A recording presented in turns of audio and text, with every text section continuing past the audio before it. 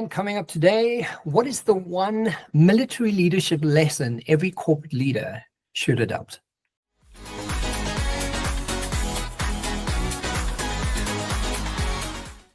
Good afternoon and welcome to the Lunchtime Series with me, Kim Britz, leading the charge with insights, information, and ultimately effective results. Joining me in today's segment is Isabelle Fortin. Isabelle, how are you doing? I am doing fantastic. Happy to be here. Thank you. You're all the way from Canada. I am. We had an interesting conversation. But before we get into that, first tell us a little bit about you. Well, yes, Canadian, born and raised, and joined the military fresh out of high school. It was the family business and did a decade. I absolutely adored serving my country and being in the military. I love the sense of duty and the sense of belonging and the sense of community. Regardless of where you are in the world, if you serve your country, you have a little something that resembles somebody else that served their country. So it's a big, huge community. So I love that. But I released after a decade because I didn't like the actual job, the day-to-day task. I really wasn't passionate about that. And Kevin, I have to tell you, I looked for another trade inside the organization so that I could remain in the Air Force. And there was just nothing that was really appealing to me at this point. So I released and joined what I called corporate America. And it's been a challenge. Yeah, and going from one vocation into a completely different one, but yet there's some similarity. And I think that's where my first question to you is, because you find yourself working in a leadership capacity today and working with teams, but from a military versus corporate kind of position, what key leadership differences did you notice about that transitioning from Air Force to corporate, and how did that shape your business? Because I'm sure you've taken a lot from the Air Force, but it's quite different. Absolutely. And if you're asking me just one, there are many, but if you're asking me just one, the biggest is the lack of leadership training. You see in the military, and it seems to be like that across all military services in the world, because I speak to a lot of veterans and they've all had similar experiences. In order to get a promotion, yes, you need to have X number of years in, and you need to be up to date in your training as far as your trade is concerned. But when you get to leadership position, leadership training, leadership school is absolutely mandatory. If you don't get that training, you don't get that promotion. And that seems to be completely oblivious in the corporate world. In America, only 6% of leaders get leadership training. But leadership is a skill. It's a skill. And it should be learned and it can be taught. But corporate America, I'll take sales as an example. They'll take the best salesperson, the one that shoots for the moon and always hits their number. And they say, oh, well, you're great at sales. We're going to put you in charge of the sales department. But that's a whole different kind of skills. Selling is a skill, leadership is another one. It doesn't mean that one cannot be good at both, but naturally they will teach their salespeople, they will give them sales training, but they don't do that for leadership. And that's the biggest mistake with the worst impact, negative impact. Yeah. And I guess 6% when you look at that stat, and it's quite alarming to think that it's so low, because very often the best person for the job gets pushed into a leadership capacity without knowing whether they have leadership skill or not. Mm-hmm. Which is quite scary to think that there's such a percentage of people that actually go through actual leadership training. One of the things you focus on is human-centered leadership. So what moment convinced you that great teams are built one person at a time? And I think you could probably draw from all the skill, from all your experience, but I completely resonate with that point, because my mother taught me when I was very young, and they always said, Kevin, if it's to be, it's up to me. And that sort of sentiment of taking responsibility for doing it and making it happen has lived with me since I was a little boy. What is one of those things that you can share with us about that human-centeredness? Well, for me, there was two big pivotal moment as far as leadership was concerned, or the way that I saw leadership. The first one is a book that I believe was written in 1936, and it is How to Win Friends and Influence People by Dale Carnegie. And his first principle is you don't get honey by kicking the beehive. So if you want the best out of people, first of all, you have to show up as the best, but not the best in comparison to anybody else, the best version of who you are, because it is all up to you.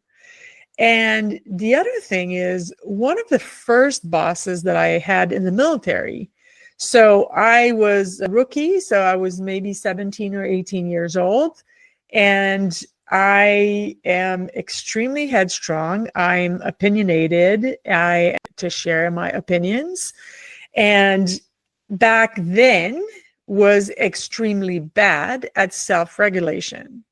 So I get this new boss. I've been in the military maybe a couple of years, and this new sergeant gets posted to my squadron, and she was in her late 30s, and she saw right away that I was going to be either the greatest ally or the troublemaker. She introduced herself to the entire group, but rapidly, within a couple of days, she said, Isabelle, she didn't call me by my rank. She called me by my first name. She said, Isabelle, we are either going to work together or you're going to work for me. And the choice is entirely yours. But one is going to be much more fun for the both of us. And I pray that that's the one you choose. And that comes back to what you were saying. It is up to me. It was up to you. It is up to you. And it is up to me. And what that triggered in me is, oh, okay, so either this person is going to make my life a living hell, and she could, because she outranked me by a couple of ranks, or we're going to have fun, we're going to get things done, and my day-to-day life is going to be pleasant. And that's ultimately what I chose. And that's what changed my views on leadership for the rest of my life. And that's what I tell people now when I work with people. Tap into how people truly are and put their unique abilities in service of what you're trying to accomplish. And you get the best out of them. Yeah, and I love the story that you said, because you have a choice. You're either going to enjoy it or we're not going to enjoy it, and you can choose how this runs. I love that. Now, looking at your website, looking at your profile, behavior and motivation. How does your assessment tool around leadership improve communication and team performance? And how do you assess that? Because leadership improvement around communication has direct influence on team performance, and sometimes vice versa, right? Because when the team's not doing great, the leader tends to communicate worse sometimes. So what is the assessment that you do around that to improve that? The first thing that I do with every single team that I work with is indeed a psychometric evaluation. It's called NOVA. It's from Switzerland. It's been around for about 3 decades, and it is truly science-based. What the result of that test, it only takes about 20 minutes to take the questionnaire, but out of that comes a 25 to 40 pages report. The reason that it's not strictly AI generated is because there's training for us to not only look at the result, but how is this behavior clashing with this behavior inside the same human being?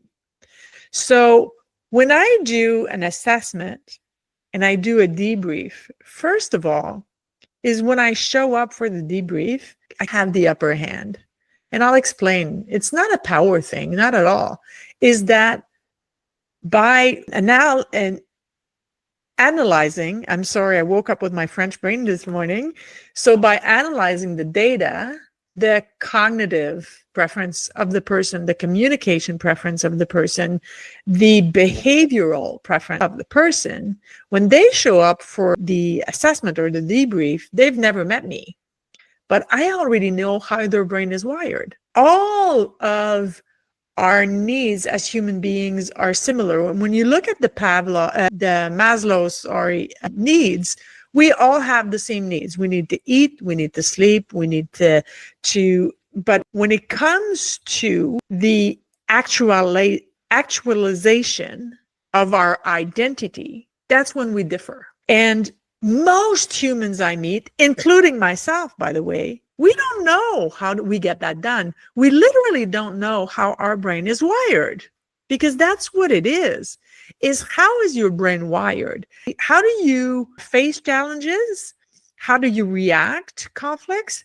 But how many or how much do you need to be challenged? Because some people don't like it and don't rock the boat and don't put them in a position of leadership. They don't like it.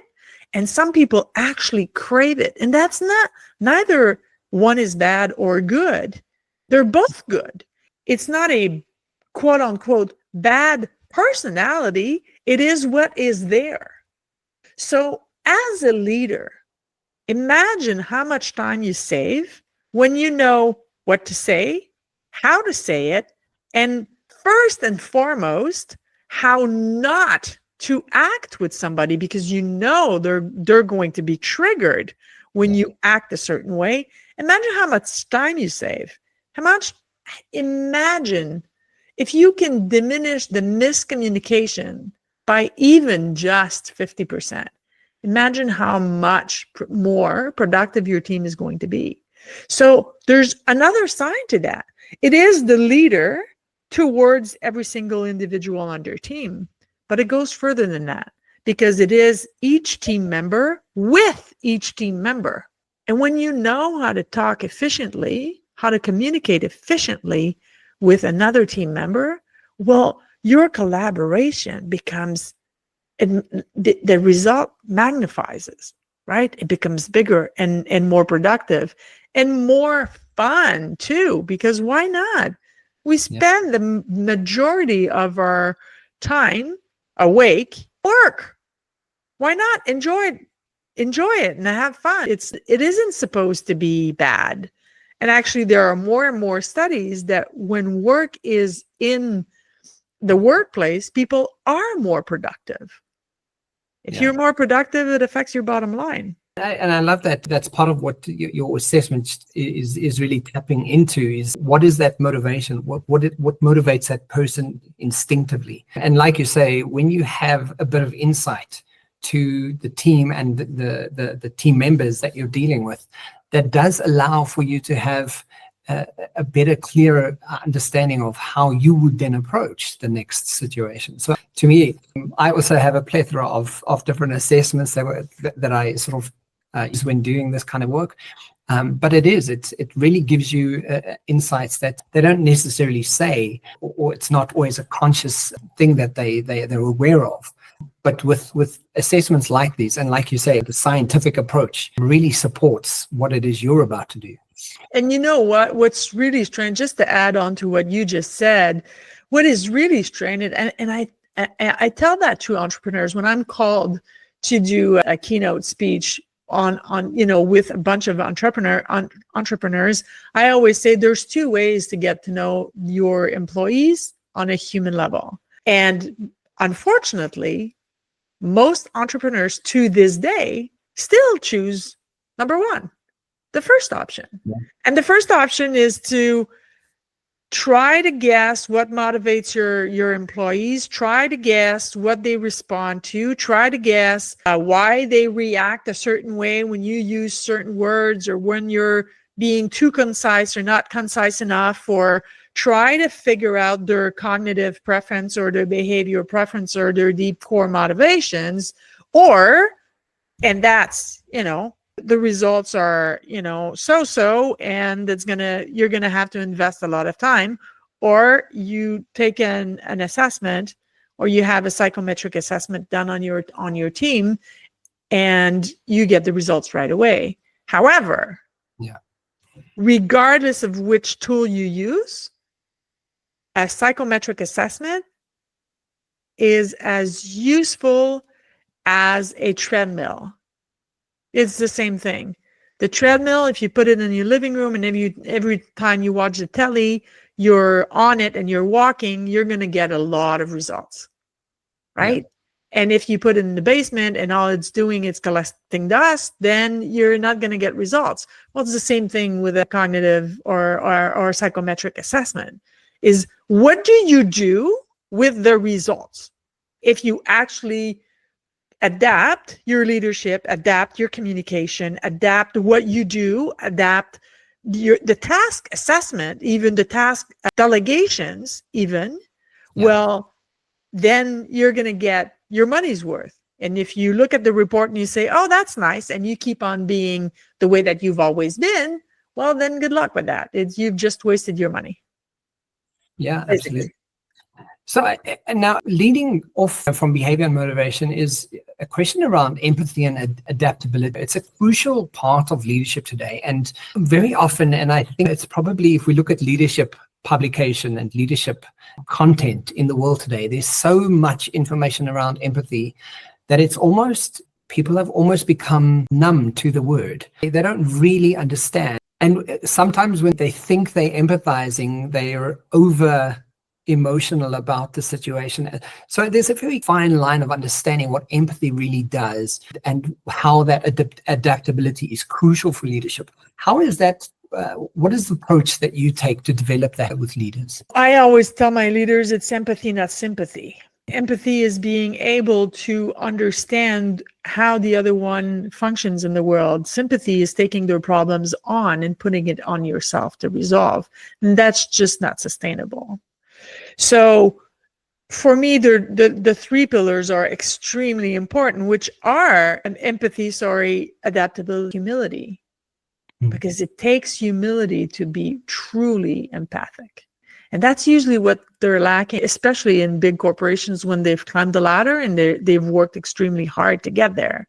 But to come back to your question, that's where the result of the psychometric assessment works at its best, because it becomes very easy to find true daily action in order to tap into what is unique about that person. And then the empathy just arrives, because when you recognize the humanity in the other, then it's easy to show empathy towards them. But that seems to be lacking. And I see a lot of coaches, and far from it from me to think that they're not good at what they do. I do not believe that. But one of the things that I often see is they have the leaders try to show the teams what they have in common. Kevin, how about just waking up in the morning, being a human being, walking this planet, doing your damn best? Isn't that enough? Do we both have to like pickleball in order to get along? No. You're doing your best, and maybe you're battling things I don't know anything about, and that's okay that I don't know. But perhaps I can give you grace and cut you some slack and support you in being better. And that's what empathy is. And with the results of the tests, of the assessment, I find empathy comes. Is that your experience as well? I'm curious to know that answer. Well, I think you mentioned humility as part of that process. And I think that is so key to understanding where empathy lies, because, as you say, just the simple fact of doing your best and getting up and going to work. And we use, in neurolinguistics, we use a presupposition around the map is not the territory. You might know that, you might see the map, but you don't really know the territory. And until you've gone and delved into someone's territory, you're not showing humility and you're not showing empathy. You're really looking at the map going, oh, well, that's, this is what I see and this is what it seems like. So there's a whole bunch of assumption that lies and is rooted into that in any case, until you go, but do you know this person's territory? Do you know the stories, the backstories, the troubles, the filters, the frames, the beliefs, the limiting beliefs, the value systems? Do you know them? Do you care to know them? And until you do, maybe you shouldn't judge so quickly. And I love that. Thank you so much for that, Kevin. And I'm going to use it. Thank you. I'll give you the credit though, but I'm going to use it. But you know what? It even brings it a step further is we truly don't even know ourselves. When I've had a debrief not too long ago, I've had a debrief, a Nova debrief with, I should say, CEO of a huge company here locally where I work, where I live. And I knew how he was going to respond. The first thing that I said was, you don't really like challenges. And he kind of looked at me and he said, okay, so I see this as mumbo jumbo and this has no value, yada, yada, yada. And I understand why he's saying that to me. And I knew that I was going to be triggering him. He said, listen, if I didn't like challenges, I wouldn't be in charge of 500 employees and yada. And he's going on and on about his accomplishments. And I understand why he's challenging me. And I said, okay, first of all, the assessment doesn't measure what you are capable of, and it doesn't measure your intelligence. And you're highly intelligent and highly capable of many, many, many things. What the assessment is telling you is you prefer not to be challenged. And I said, I'm going to put this thing in context. And I knew this guy loved fishing. So I said, okay, if I could guarantee the same amount of money, the same amount of prestige, the same of comfort in life, you can still fly first class anywhere you go in the world. You can take as many vacations and extremely expensive vacations. And you can go fishing, like he goes on extreme fishing expeditions. If I could guarantee you that you would have all of that and you would be in charge of nobody in your life, you wouldn't be challenged by anybody. You wouldn't be challenged by the market. I said, would you take it? He said, oh, in the New York Minute.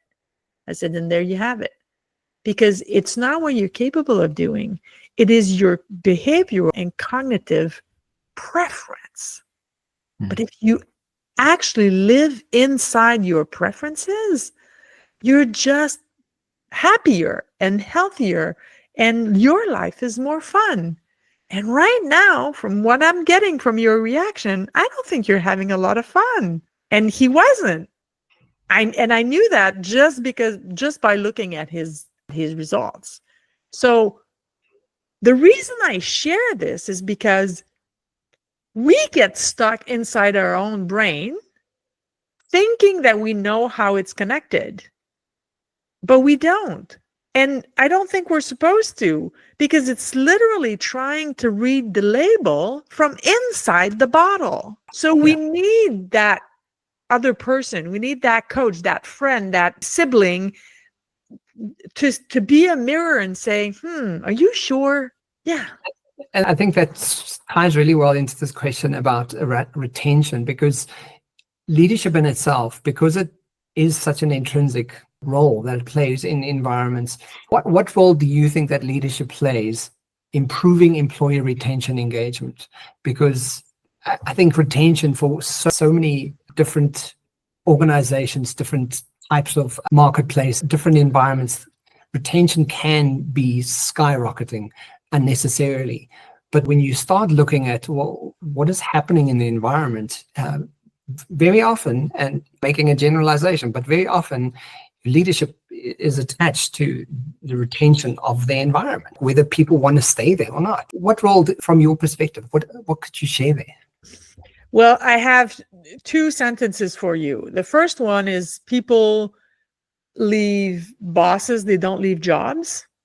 Yeah. And on the opposite of that is hire for skills, but we fire for attitude. So in both cases, what it's saying is that the human relations is at the core of whether we keep an employee or whether we stay in a job or don't, in both cases, from the leader and the employee's perspective. Leadership, I believe it was in the last McKinsey report, employees now in 2025, after starting a new job, the average amount of time it takes before they start looking for a new job is 3 days. That doesn't mean they actually leave the job, but they start looking for another job. Why is that? It's because leaders have a bigger impact on your life and on your health than your own medical doctor. Yeah. And I think that's an extremely positive thing. But the millennials and the millennials, and the generation after that, they go, I'm not here for money. Yes, money is important. That's how we pay the mortgage. But I'm not here for money. I'm here for the company culture. And if the company culture doesn't fit my values, I'm walking out. And the company cultures are created by the leaders. Unfortunately, it is all up to them, all of it. Because if they don't set the tone, if they don't allow the space for the humans that were working for them to actually be humans, their retention is going downhill very, very rapidly. Unfortunately, we still see the attitude of employees are a dime a dozen. I can change any one of them anytime. But what these leaders don't see is how costly that is for them. As you were speaking now, is part of some of the leaders in the world currently trying to get rid of the woke nation. And yeah, I was watching a program the other day where people were speaking about the concept of wokeness. And I think people have got it so contorted and distorted to such a degree, and you go, no, it is there on purpose. And if we look at the age group of very many politicians, for example, and senior members of large corporation compared to the workforce, who are so many generations younger, the actual intrinsic value system, they just do not, they don't align whatsoever. So, and I'm thinking, as you say, the importance of the culture of an environment is dictated by the leader. But the question is, how fun is that leader? And I know not everything is going to be fun, but there's an idea of going, if that's your environment, you're responsible for that environment. If people don't want to be in your environment, that's your responsibility. Absolutely. And you know what? As you're talking, one of the stats that's coming back to my brain is across the population, the world's population, the statistics of the percentage of sociopath is between 3 and around 3%. Let's say amongst CEOs, that number goes between 6 and 10%. Oh, wow. So no wonder, right? Yeah. No wonder it's not working out.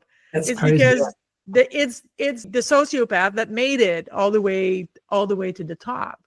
Yeah. But for the leaders listening that aren't sociopaths and who actually care not only about the humans working for them, but also about their bottom line, because one goes hand in hand with the other, is ask them what do they need. I remember one of the first big boss, he was the CEO of the squadron that I worked with. I was in my mid-20s maybe when he showed up. And he was a major. I was a master corporal and he was a major. He outranked me by 6 or 7 ranks. Yeah. And he just arrived in the squadron and he would sit in my office. I would say, "Good morning, Major. Hello." And he would sit there. Yeah. And he would not say one word, Kevin. Do you understand how disarming that is? He would not say one word. Nope. Oh, wow. And I can't do anything for you, sir? And he would sit there in complete silence because he knew that deep down, humans don't like silence. So, of course, I would stop blabbing my mouth. Yeah. So by a number of circumstances that are relevant to the story, I became very, very good friends with his wife. And when I started being invited at dinner at their house, him and I created a friendly human. I wasn't working with him anymore, but a human friendly rapport. And I asked him one day, I said, "Michel, can you please explain why you did that?" He said, "Because I wanted the truth. And if I asked my right-hand man, he's going to say the version that makes him look good. If I ask excuse my language, but the bottom of the food chain, which he didn't think that at all, but just as an expression. So the level entry positions of the squadron, and I just sit there and I create the space without saying a word, eventually they're going to tell me what their reality is truly like. He says, and then I know the decisions that we took, or that were in this case taken before him, are working or not working. He says, if you don't listen to the quote unquote bottom of the food chain, you don't know what's happening in your corporation. You really don't.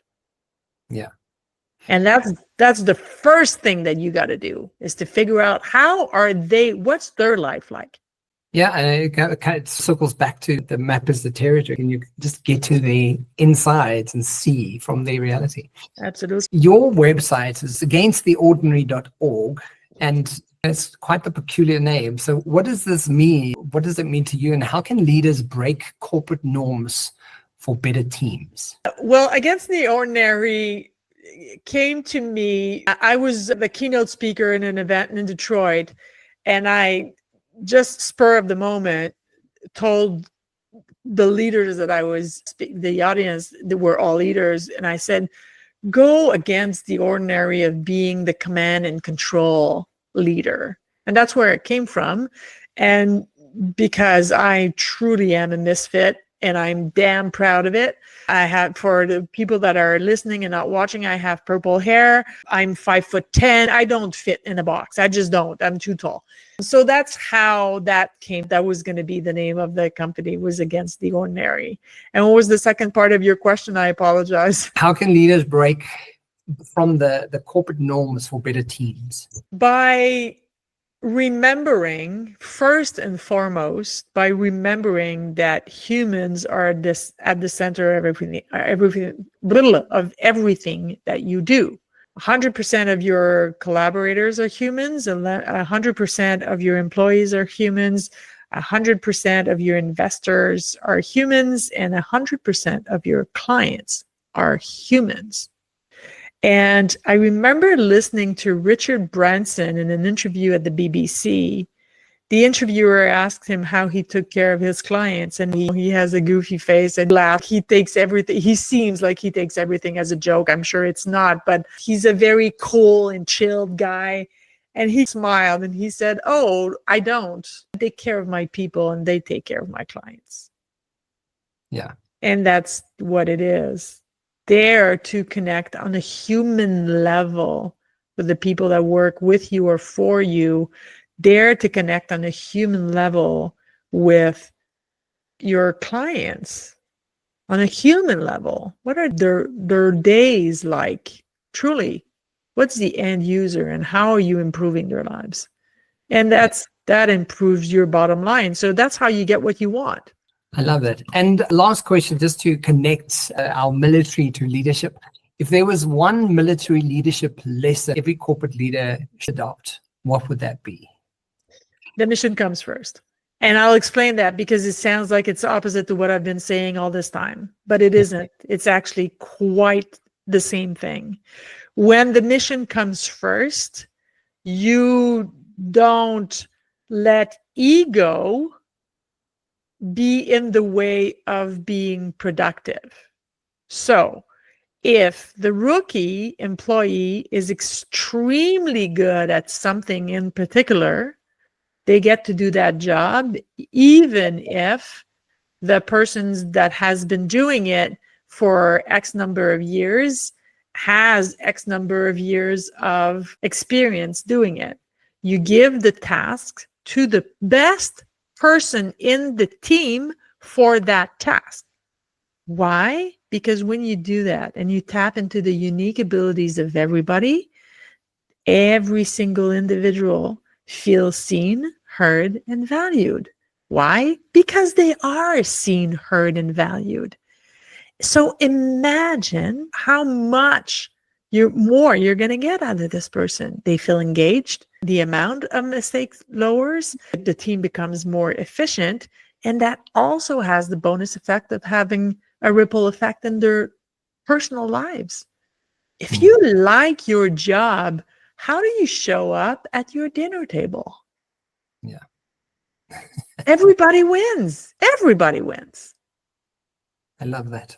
It's such a beautiful place to land.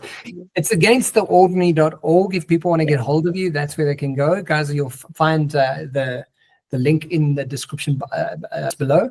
So Isabelle Fortin, thank you for joining us. It's just been such a pleasure unpacking this with you and probing your brain. It's so much fun. Thank you. Thank you for sharing. Thank you for having me, Kevin. I appreciate it. Guys, please remember to like and share and tune into the Lunchtime Series every week, Wednesday and Thursday. For myself and Isabelle, thank you for being here today, and we'll chat to you soon. High-performing teams don't just happen, they're built. And at the core of every successful team is a contagious identity. It's more than teamwork, it's a mindset. It's about creating a culture where collaboration is second nature, innovation thrives, and every member steps into their true potential. When teams embrace the correct mindset and contagious identity, they tap into something bigger, a shared purpose, aligned values, and an unstoppable moment that drives high-performing teams. Because when identity is contagious, every team member plays with passion and owns their impact, and thrives in an environment where growth isn't just expected, it's inevitable. A contagious identity is where power meets transformation. For more information, go to kevinbritz.com.